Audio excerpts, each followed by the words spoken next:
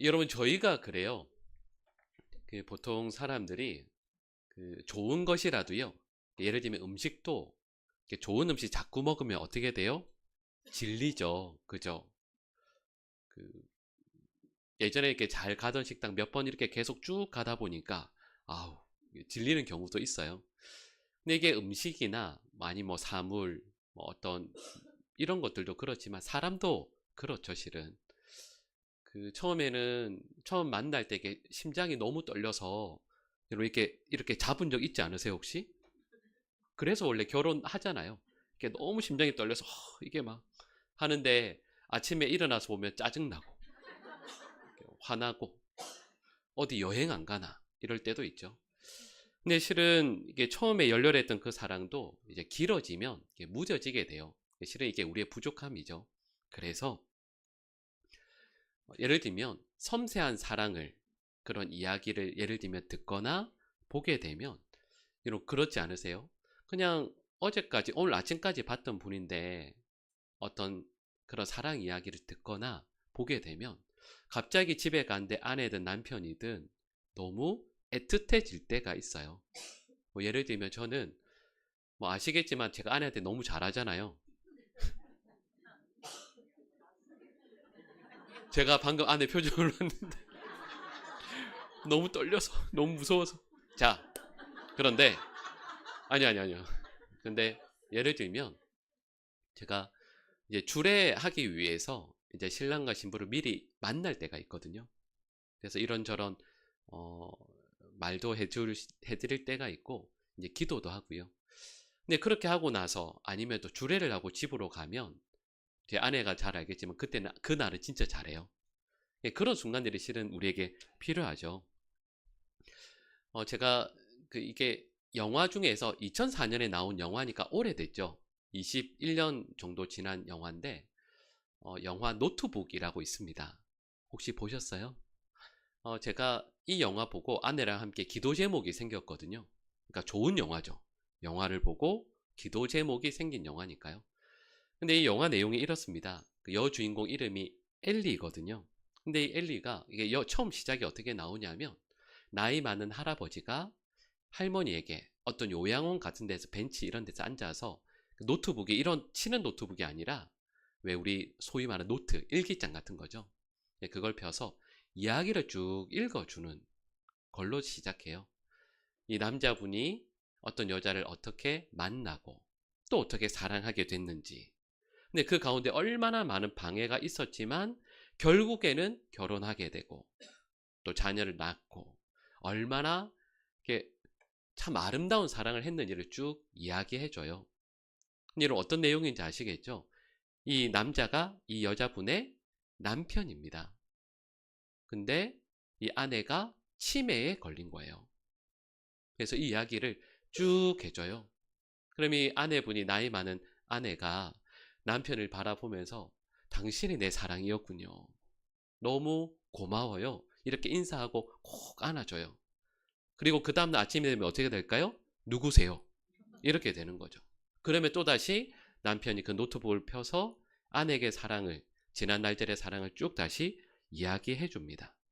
그리고 그 영화 가장 마지막 장면이 어떻게 되냐면 이 치매에 걸린 아내가 이제 잠자리에 들려고 하는데 이 남편이 간호사에게 부탁을 해요.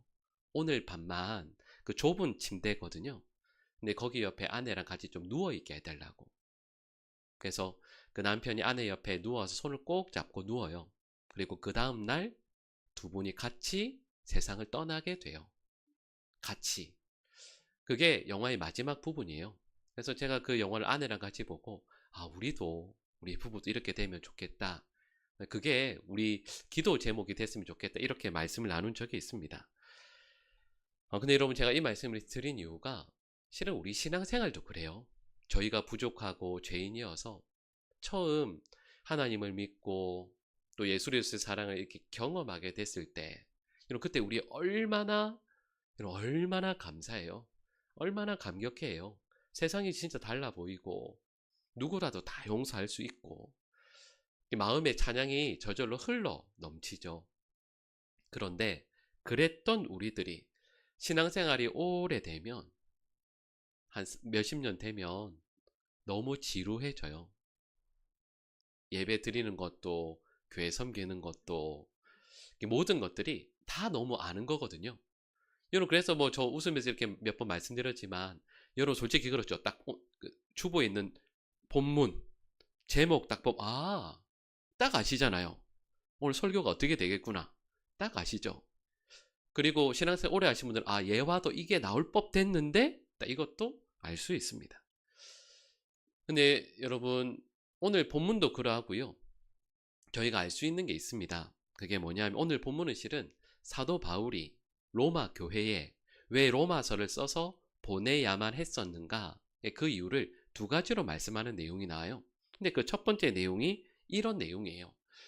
여러분, 이 말씀을 받아들고 있는 로마 교회는 실은 참 좋은 교회입니다. 훌륭한 교회예요. 왜냐하면 전에 한번 제가 잠깐 설명드렸죠. 이 로마 교회가 그 당했던 일들이 뭐였죠? 이 로마라는 곳 안에 유대인들이 있었습니다. 근데 이 로마 교회가 누구에 의해서 세워졌죠? 유대인들 중에서 디아스포라, 이게 로마에 와서 살고 있는 유대인들이 예루살렘에 가서 성령의 강림을 경험하게 되고, 그래서 이분들이 우리로 말하면 은혜 받고 로마로 다시 돌아와요. 그리고 여기서 교회를 세웁니다. 그러니까 여러분, 이 로마 교회는 주축이 누구예요? 그러니까 유대인입니까? 이방인입니까? 유대인이 주축이 된 교회예요. 근데 유대인이 주로 있고, 그 중에 몇몇 분들이 이방인들도 전도되어서 함께 예배를 드리고 신앙생활을 했겠죠. 근데 이렇게 됐을 때 이 로마 안에 있는 다른 유대인들이 이 교회를 정말 핍박했습니다. 왜냐면 우리랑 똑같은 유대인인데 너희들이 여호와 하나님을 믿는 게 아니라 예수를 믿으니까. 그래서 사도 바울도 유대인들에 의해서 핍박을 받았던 것처럼 로마 교회에 있는 이 로마 교회도 엄청난 핍박을 받았거든요. 근데 그러다가 로마의 클라우디우스 황제가 명령을 내립니다. 어떤 명령을 내리죠?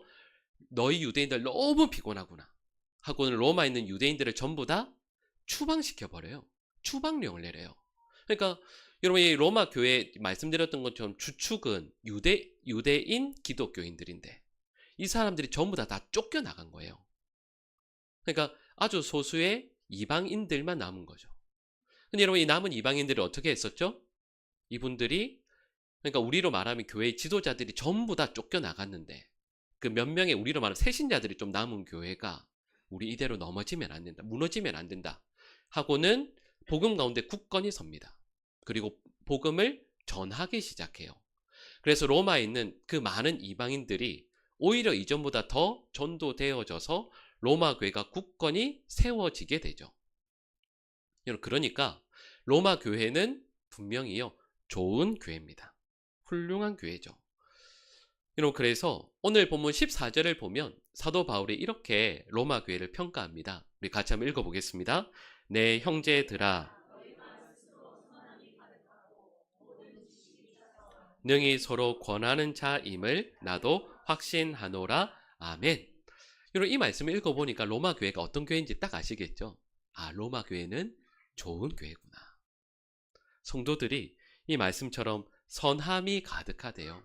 한 분 한 분들이 선한 분들이고, 또 지식에 차서 서로 권한다라는 말씀 뭐겠어요? 서로 권하는데 뭘로 권한다는 말씀이냐면 하나님의 말씀으로 권하는 교회라는 뜻입니다. 그러니까 좋은 교회예요. 로마 교회는 사도 바울이 인정하는 참 선한 교회였어요. 그리고 이렇게 말씀을 드리면 여러분, 우리 교회도 좋은 교회잖아요. 그죠? 아멘 하셔야죠. 그죠? 우리 교회 좋은 교회예요. 성도들이 참 선하고, 또 우리 하나님의 말씀을 더 배우고 싶어 하고, 또 말씀으로 서로 권면하기 위해 애쓰는 교회죠. 여러분, 그런데 사도 바울이, 그래 여러분, 로마 교회 성도들 여러분 모두 다 참 좋은 교회입니다.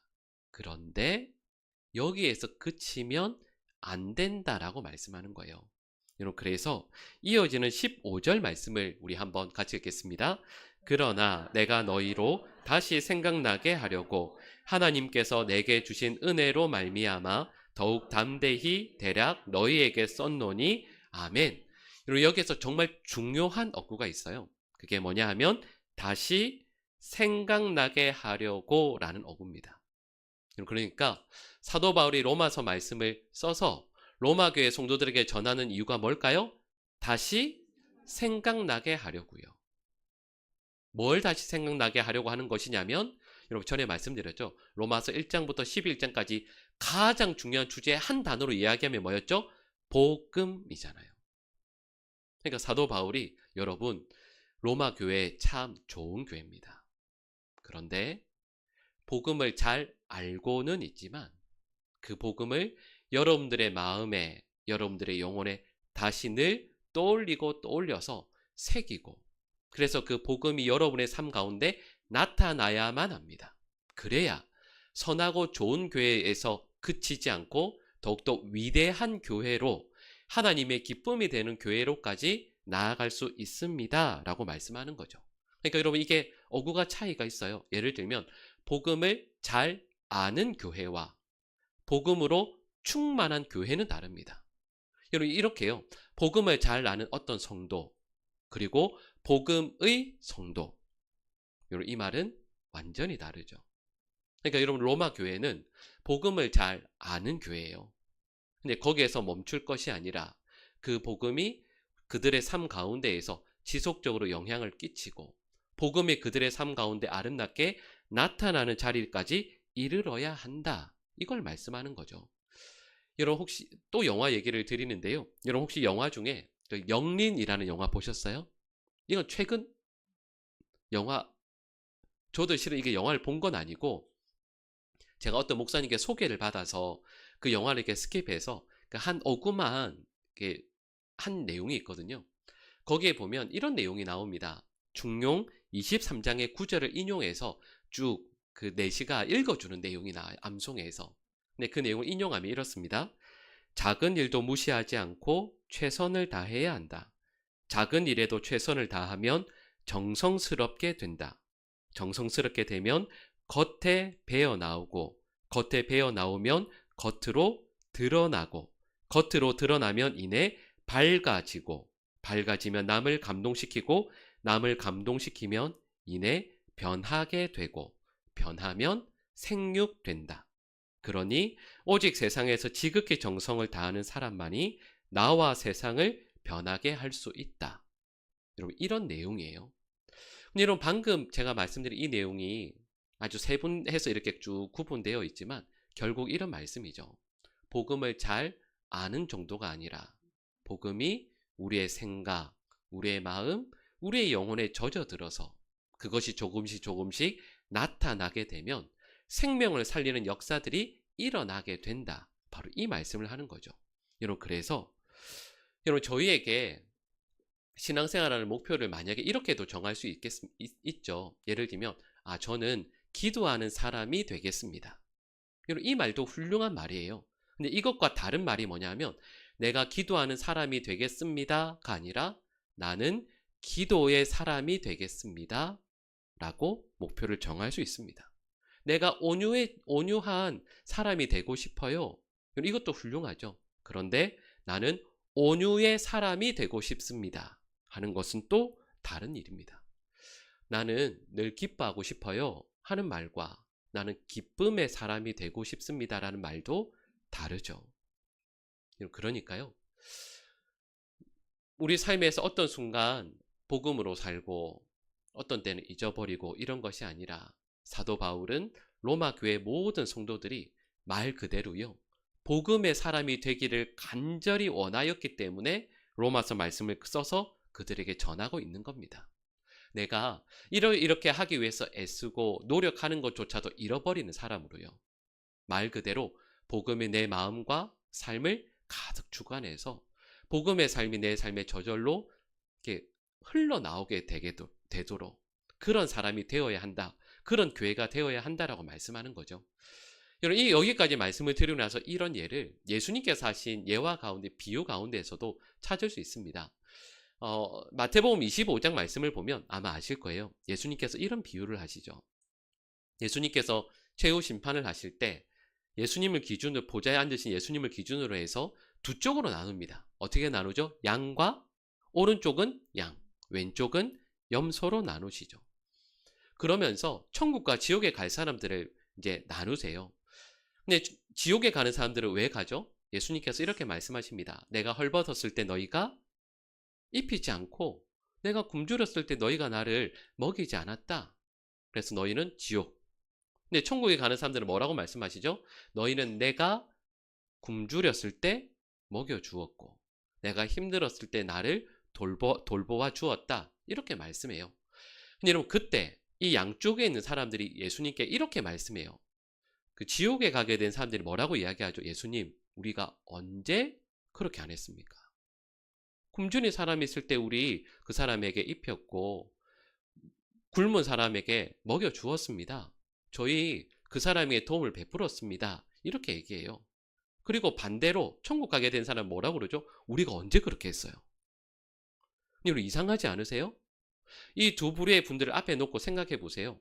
이 두 부류의 사람들은 실제로 어려운 사람을 안 도와줬을까요? 지옥에 가게 된 사람들은 안 도와줬겠습니까? 그 내용을 생각해 보세요. 안 도와줬을까요? 도와줬겠죠. 안 도와줬으면 그런 말을 할 수가 없죠. 도와줬을 거예요. 어렵고 힘든 분들 분명히 돌보았을 겁니다. 예수님, 근데 여기에서 차이가 있죠.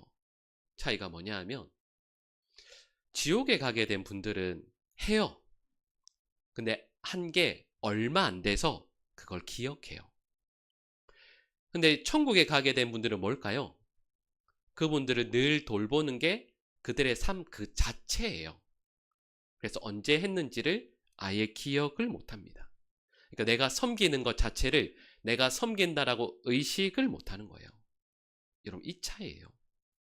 사도 바울이 로마 교회에 말씀하는 게 뭐냐면 여러분들은 복음의 사람이 되어야 합니다. 로마 교회는 복음으로 가득한 교회가 되어야 합니다. 복음에 대해서 이렇고 뭐 이건 아니고 이런 걸 의식하지도 못할 만큼 복음에 가득 젖어 있는 사람, 복음으로 충만한 삶, 그것을 위해서 사도 바울이 로마서 말씀을 쓰고 있는 거죠. 여러분 그리고 이 말씀을 저희들이 받아들 때 여러분 저희는 어떻게 소망해야 되겠습니까?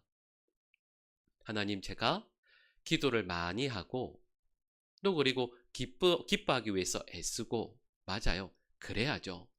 근데 여러분 그게 우리의 목표가 아닙니다. 우리의 목표는 기쁨의 사람이 되는 것이고 감사의 사람이 되는 것이고 복음의 성도가 되는 것이 우리의 목표인 거죠. 그러니까 우리 일상의 삶 가운데서 늘 하나님의 말씀을 더욱더 가까이 하고 말씀을 우리의 영혼에 선포하고 말씀에 순종하기 위해 애쓰는 가운데 우리의 영혼은 점점 젖어들고 우리의 삶을 통해서 하나님께서 기뻐하시는 복음의 사람이 될 줄로 믿습니다. 여러분 그래서요 더욱더 하나님의 말씀 앞에 가까이 나아가고 복음에 젖어들고 하나님이 기쁨 되기 위해 애쓰는 저희들 모두가 될 수 있기를 간절히 축복합니다. 여러분 두 번째 사도 바울이 쓰는 이유가 있습니다. 그게 바로 사도 바울의 소명과도 연결이 돼요. 우리 오늘 본문 16절 말씀을 우리 같이 한번 읽어보겠습니다. 이 은혜는 곧 나로 이방인을 위하여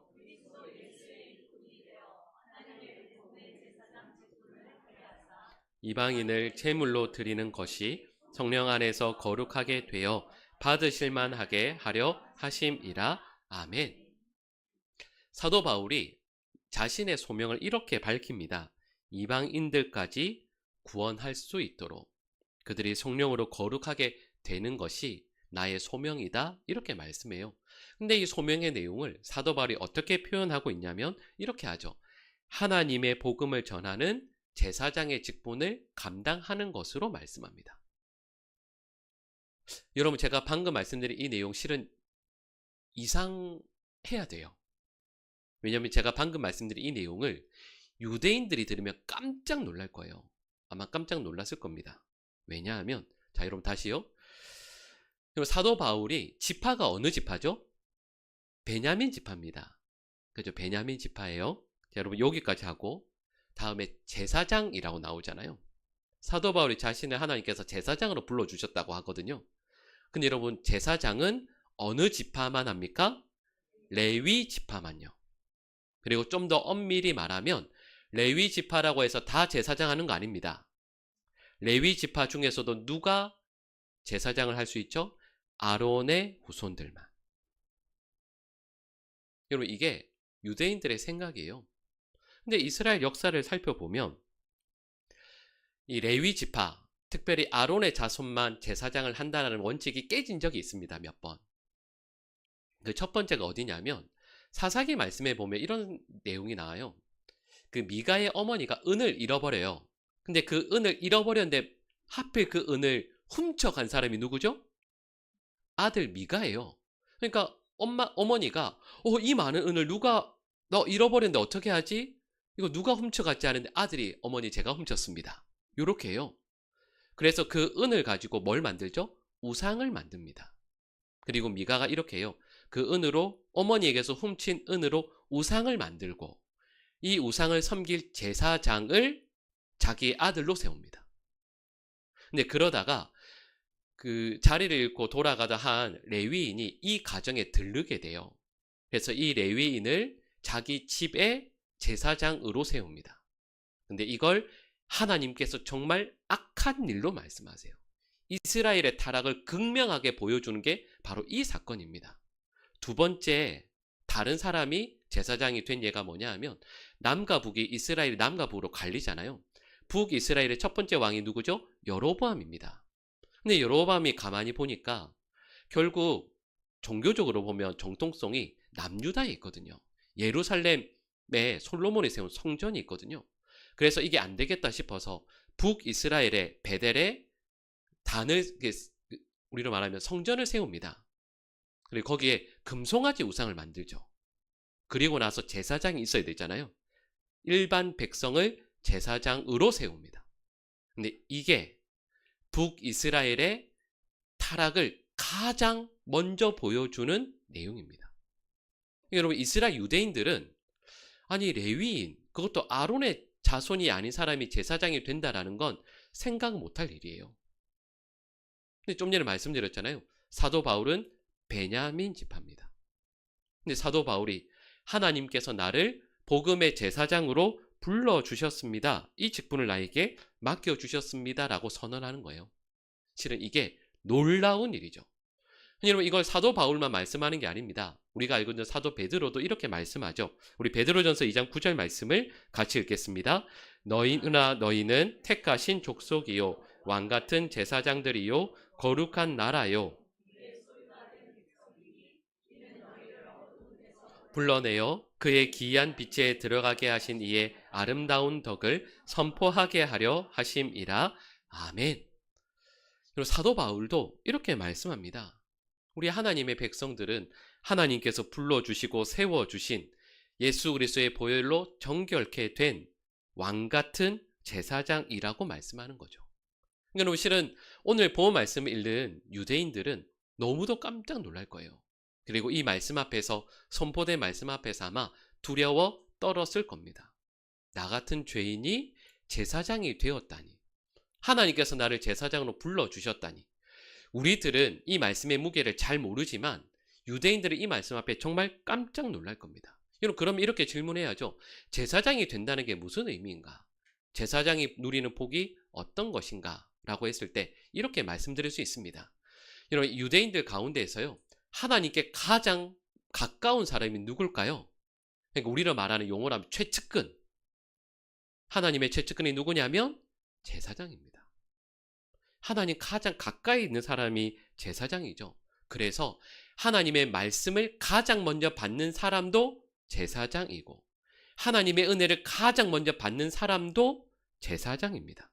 그러니까 제사장이 하나님께 받은 복이 뭐냐고 만약에 묻는다면 한 단어로 하면 이렇게 말씀드릴 수 있어요.